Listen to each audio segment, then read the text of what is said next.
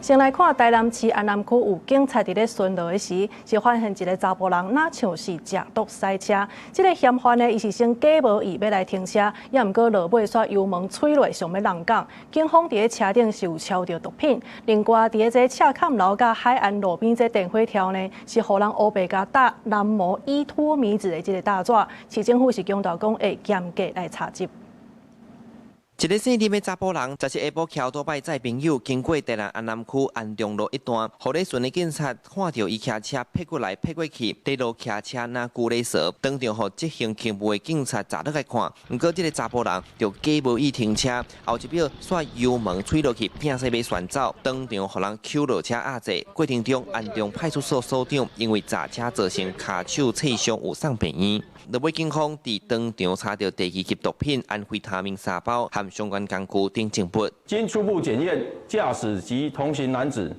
檢體均呈安非他命陽性反應，全案依毒品危害防治條例及公共危險罪嫌偵辦移送。但日前法務部才審議通過，要甲俗稱喪屍分段的第2級毒品依托米指等新型毒品改做是第1級毒品，專面要重罰。無意外，台南的觀光業區赤崁樓和海岸路這帶，卻出現真濟真搞怪大紙，變連箱電火條，互人大隻寫南無依托米指的藍色大紙，甲毒品摕來講耍笑，在讓必須安尼會重創府城的觀光形象。這東西其實是新的毒品，他再來會覺得說，我們這樣都實在很有礙觀瞻，有礙市容，真的覺得說不應該，這個東西應該把它消除掉才對。對觀光客、外國遊客來台南來講，其實都是不好的行銷。